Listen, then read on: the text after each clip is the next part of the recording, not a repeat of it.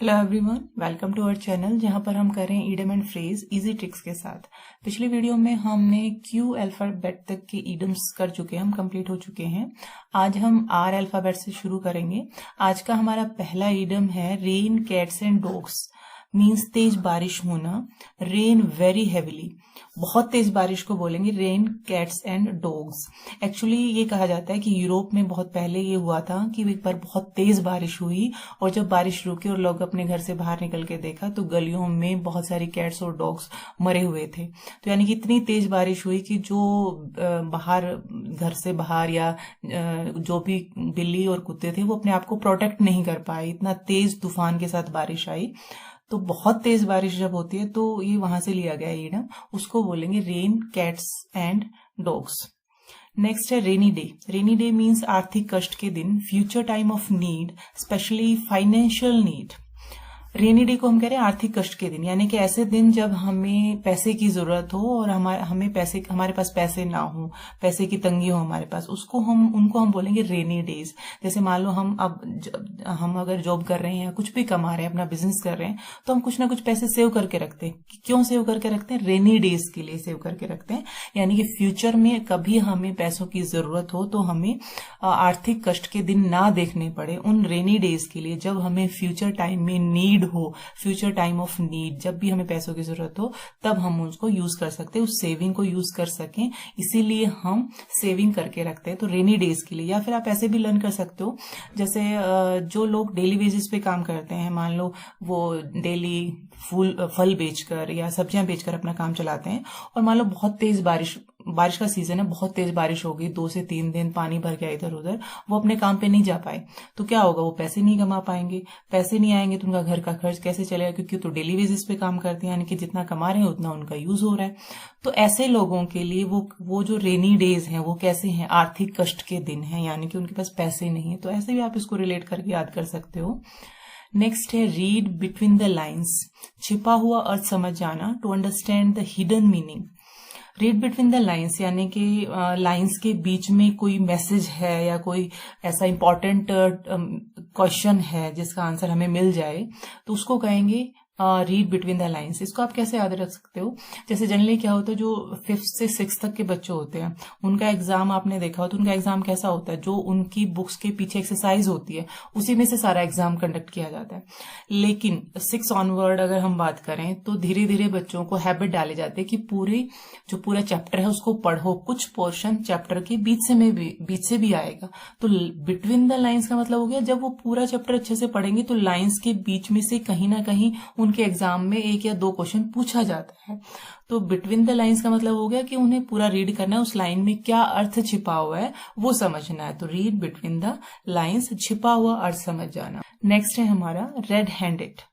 ये तो बहुत ही कॉमन है, बहुत बार हम यूज करते हैं कि वो रेड हैंडेड पकड़ा गया, रिश्वत लेते हुए पकड़ा गया, या उसको मारते हुए पकड़ा गया, या उसका मर्डर करते हुए पकड़ा गया। तो अपराध करते समय, यानी कि जब वो वास्तव में वो अपराध कर रहा था, कोई गलत काम कर रहा था, उसी टाइम किसी ने उसको देख लिया, इट मीन्स वो रेड हैंडेड पकड़ा गया। Exactly while committing a crime और डूइंग समथिंग रॉन्ग, कुछ भी गलत करते हुए पकड़े जाना, उसको हम कहेंगे रेड हैंडेड। नेक्स्ट है रेड लेटर डे। सौभाग्य का अत्यंत महत्वपूर्ण दिन, ए मेमोरेबल, इम्पॉर्टेंट और हैप्पी ओकेजन। अब रेड लेटर डे को हम कैसे याद रखें? एक्चुअली ये जब पुराने जमाने में, अब तो क्या होता है, हमें कोई भी चीज अगर याद रखनी है हम अपने फोन में रिमाइंडर रख लेते हैं। लेकिन पहले ऐसा नहीं होता था, कि फोन बहुत ही रेयर हुआ करते थे। तो चर्च के जो लोग थे वो क्या करते थे, चर्च की कोई भी इंपॉर्टेंट डेट जो होती थी उसको कैलेंडर में रेड कलर से या रेड मार्कर से सर्कल कर देते थे या अंडरलाइन कर देते थे, ताकि उनको याद रहे, वो मिस ना करें उस दिन को, उस इंपॉर्टेंट डेज को। हम जनरली, जो हमारे पेरेंट्स हैं जो फोन के इतने हैबिचुअल नहीं है, वो भी जनरली करते हैं, कोई भी इंपॉर्टेंट डेज होते हैं उनको क्या करते हैं, कैलेंडर पर मार्क कर देते हैं। और रेड इसलिए करते, रेड लेटर का मतलब हो गया रेड कलर दूसरे ही दिख जाता है हमें।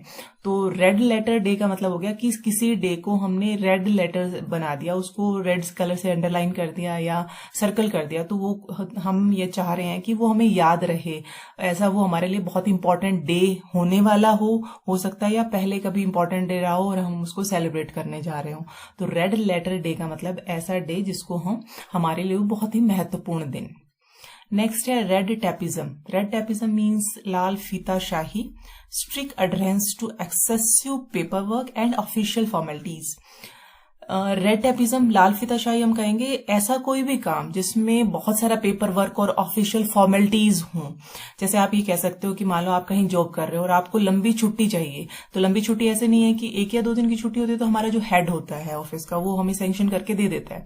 लेकिन अगर मान लो आपको 6 मंथ या 1 ईयर की चाहिए तो आपको क्या करना होता है, आपको एक फाइल बनानी होती है। फाइल को पहले आपका हेड करेगा, फिर अब जो उससे अपर वाली अथॉरिटी है उसके पास जाएगी, फिर उससे ऊपर वाली अथॉरिटी उसके पास जाएगी। बहुत सारे पेपर्स उसके अंदर उस फाइल में आपको लगाने होंगे, तो बहुत सारा पेपर वर्क और बहुत सारे ऑफिसर्स से होती हुई वो सैंक्शन होकर फिर आएगी। तो यानी कि लंबा प्रोसीजर हो जाता है, पेपर वर्क और ऑफिशियल फॉर्मेलिटीज बहुत ज्यादा हो जाती है।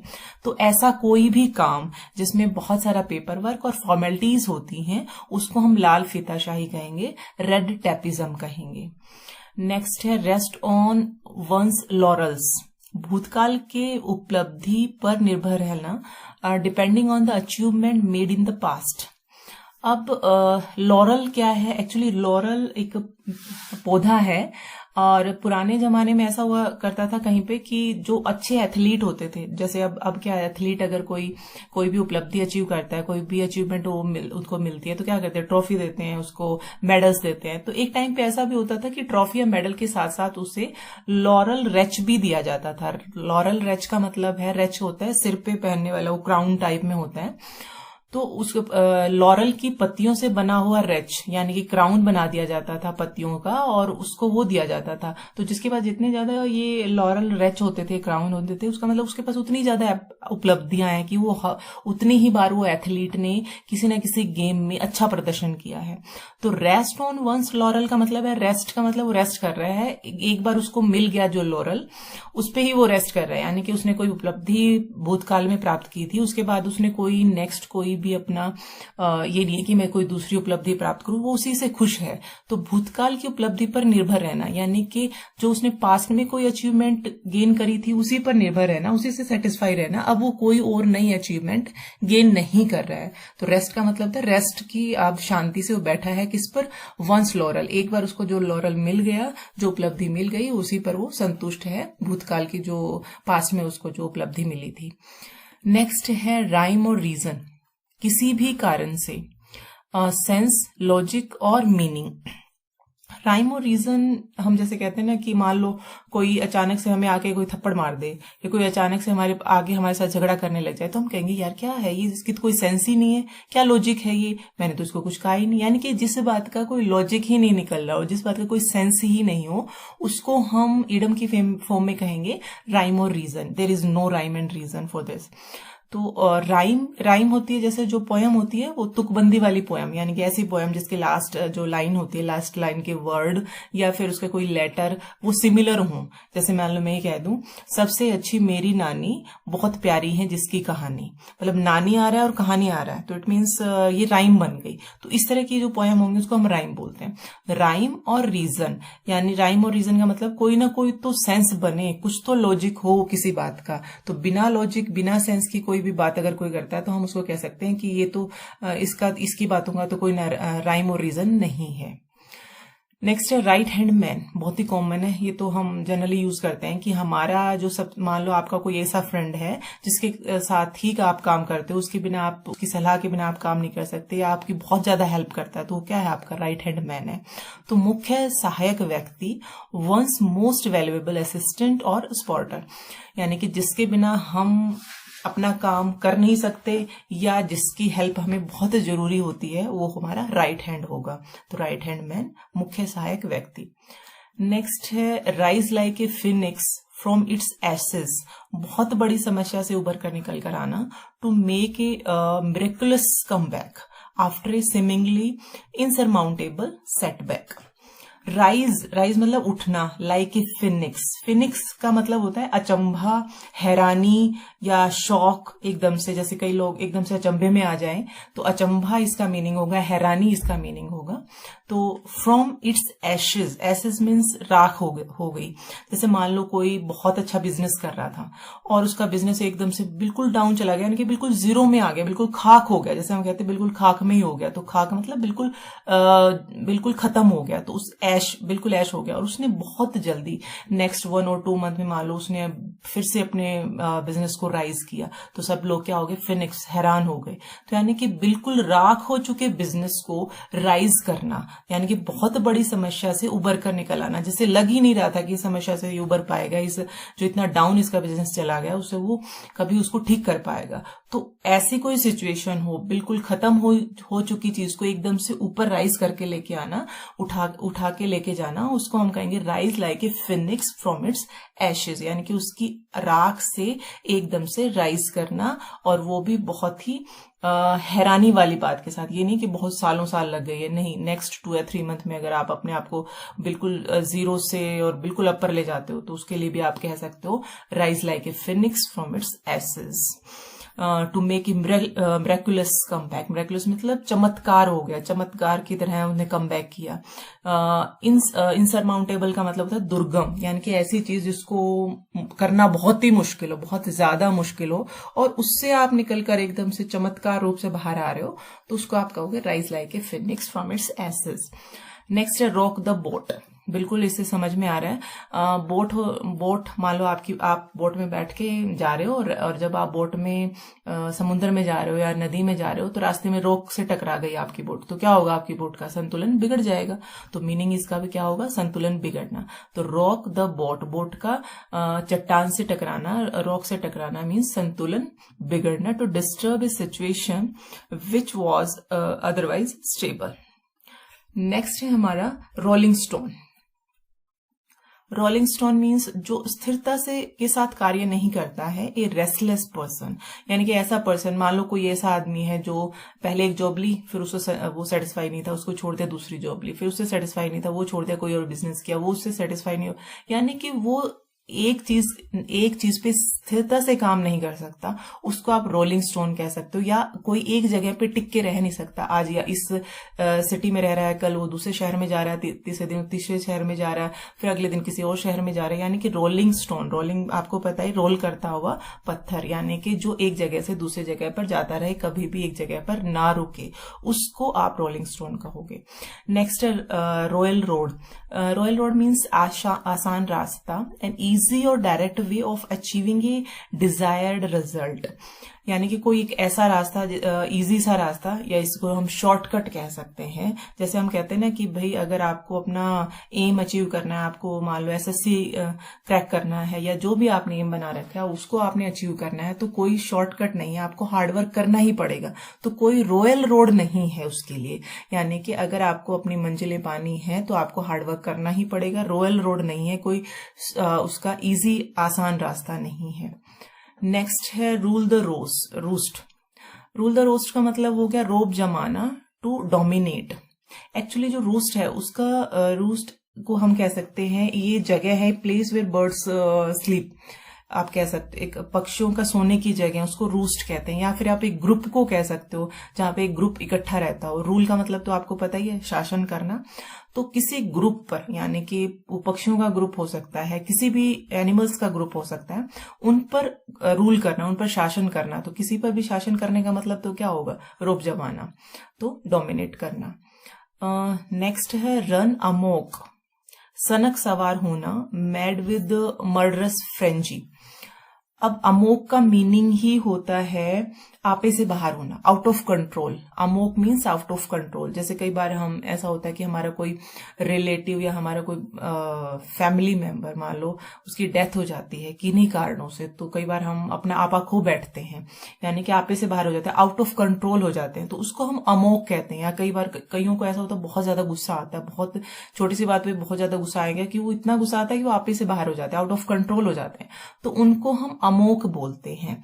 तो रन अमोक का आप सिनोनिम भी कह सकते हैं, आउट ऑफ कंट्रोल भी बोल सकते हो इसको। तो सनक सवार होने का मतलब यही हो गया, आउट ऑफ कंट्रोल, यानी कि आप बिल्कुल पागल हो गए हो, आपको समझ नहीं आ रहा क्या करना है क्या नहीं, बस सामने अगर कोई आ जाएगा तो आप उसका मर्डर भी कर सकते हो, कितना आप अपने आपे से बाहर हो चुके हो। तो run Amok means out of control. Next है हमारा run in the same groove. Run in the same groove means संबंधों को मधुर बनाए रखना, मेंटेनिंग ए स्वीट रिलेशनशिप। अब अगर हम ग्रूव का मीनिंग हिंदी में देखें तो इसका मीनिंग आता है नाली, लेकिन यहाँ पर नाली का मतलब ये नहीं है जिससे पानी बहकर जा रहा है, यहाँ पर ये सेंस नहीं निकल रही। Run in the same groove यानी कि रन करना, दौड़ना एक ही ग्रूव में, एक ही नाली में। इसका मतलब है कि मान लो कोई ग्रुप है, वो बिजनेस कर रहा है और उस ग्रुप के जो सभी मेंबर्स हैं वो एक दूसरे के साथ अच्छे से कोऑर्डिनेट बनाकर चल रहे हैं, कॉन्फिडेंटली और कॉन्स्टेंटली काम कर रहे हैं और एक दूसरे के साथ अच्छे से संबंध बनाकर चल रहे हैं, तो उसको हम कहेंगे run in the same group, यानी कि एक दूसरे के विचारों को मिलाकर चलना, तभी तो उनके बीच में जो संबंध है वो मधुर होंगे। फॉर एग्जाम्पल हम ये कह सकते हैं, मान लो कोई इंस्टीट्यूट है, कोई भी स्टडी इंस्टीट्यूट है, नया नया खुला है, अगर वो चाहता है कि वो एक अच्छा इंस्टीट्यूट बने, बहुत अच्छा नाम कमाए, तो क्या होना चाहिए, मैनेजमेंट और जो स्टाफ है उसके बीच में संबंध कैसे होने चाहिए, मधुर होने चाहिए। यानी कि मैनेजमेंट और स्टाफ जब run in the same group करेगा तभी कोई इंस्टीट्यूट सक्सेस हो सकता है। तो इसे आप याद रख सकते हो। नेक्स्ट है हमारा रन ऑफ द मिल, सामान्य, एवरेज, कॉमन। तो रन ऑफ द मिल का मतलब सामान्य होता है। अब इसको याद कैसे कर सकते हैं, हम ऐसे रिलेट कर सकते हैं, मिल का मतलब चक्की होता है। तो पुराने जमाने में हमारी जो दादी नानी या हमारी मदर ने भी जो हाथ वाली चक्की से आटा पीसा हुआ है, तो वो सामान्य सी बात थी। हर घर में पहले तो चक्कियां होती नहीं थी, तो हाथ वाली चक्कियां ही होती थी, तो हर घर में ही चलाई जाती थी चक्की। तो रन ऑफ द मिल का मतलब सामान्य सी बात थी, कोई नई बड़ी बात नहीं थी। तो वहां से आप इसको रिलेट कर सकते हो कि चक्की चलाना तो एक एवरेज सा काम है, कॉमन सा काम है, सामान्य सी बात रही है ये पहले। नेक्स्ट है रन द गॉन्टलेट, बुरे अनुभव से गुजरना, to go through an unpleasant experience. Actually हम पहले भी गॉन्टलेट का एक इडम कर चुके हैं, pick up the gauntlet. Actually gauntlet होता क्या है, गॉन्टलेट होता है लोहे का दस्ताना, लोहे का ग्लव्स। जो पहले लोग युद्ध पे जाते थे, युद्ध पे जाने से पहले वो पूरे अपने शरीर को लोहे के पोशाक पहनते थे, हाथों में भी और गले में, पैरों में, सब जगह लोहे के पोशाक पहनते थे। तो हाथों का जो ग्लव्स लोहे का होता था उसको गॉन्टलेट बोलते थे। तो हमने पिकअप द गॉन्टलेट पढ़ा था, उसका मतलब था चुनौती स्वीकार करना, यानी पिकअप का मतलब उठाना और लोहे का ग्लव्स उठाना। अब एक्चुअली सिचुएशन क्या थी उस टाइम कि मान लो बहुत सारे योद्धा हैं, उनमें से एक ने कहा कि मैं इस बात से सहमत नहीं हूं, मैं ये कह रहा हूं कि सबको इस दिशा में जाना है, तो इस दिशा में ही चलेंगे। और ऐसा कहकर उसने अपना गॉन्टलेट नीचे फेंक दिया। अब जो उससे सहमत नहीं है, वो उसके अकॉर्डिंग नहीं चलना चाहता, उस गॉन्टलेट को उठा लेता था। यानी कि वो कहता था कि मैं चैलेंज के लिए तैयार हूं, मैं तेरी बात नहीं मानूंगा, लड़ाई कर, जो जीतेगा वही उसकी बात ही मानी जाएगी। तो ये तो था पिकअप द गॉन्टलेट, जो हम पहले कर चुके हैं। अब है रन द गॉन्टलेट। अब गॉन्टलेट हमें पता चल गया लोहे का ग्लव्स है, लेकिन एक मिलिट्री पनिशमेंट को भी गॉन्टलेट बोला जाता था। मिलिट्री में एक पनिशमेंट दी जाती थी जिसको गॉन्टलेट कहा जाता था। होती क्या पनिशमेंट थी वो, कि जो सैनिक हैं वो दो लाइनों में, ऐसे पैरेलल दो लाइनों में खड़े हो जाते थे और अपने हाथों में कोई बंदूक ले रहा है, कोई रस्सियों को पकड़ा हुआ है, और जो कोई जिसको वो पनिशमेंट मिल रही थी, वो पनिशमेंट जिसको मिली है उसको क्या करना होता था, उनके बीच से भागकर जाना होता था। अब भाग के जाएगा तो बीच में रस्सियां हैं, उनसे उलझेगा, गिरेगा। उन्होंने गन को पकड़ा हुआ है, गन कभी उसके हेड पे लगेगी, कभी मुंह पे लगेगी, कभी उसके चेस्ट में लगेगी, पैरों पे लगेगी। तो इस तरह से उसको उस अनुभव से गुजर कर जाना था, यानी कि उन दो लाइनों के बीच से गुजर कर जाना था। तो रन द गॉन्टलेट का मतलब यहाँ पर है बुरे अनुभव से गुजरना, रन करना। और गॉन्टलेट जो पनिशमेंट थी, वो पनिशमेंट थी दो पैरेलल रो में खड़े हुए हैं जवान, वो कुछ ना कुछ हथियार हाथों में लिए हुए हैं, उनके बीच से आपको उनको अपोज करते हुए भागना है। तो ऑब्वियस है कि वो हमारे लिए पेनफुल होगा, तो इसीलिए इसका मीनिंग है बुरे अनुभव से गुजरना। ये थे आज की इडम। मिलते हैं नेक्स्ट वीडियो में। धन्यवाद। जय हिंद, जय भारत।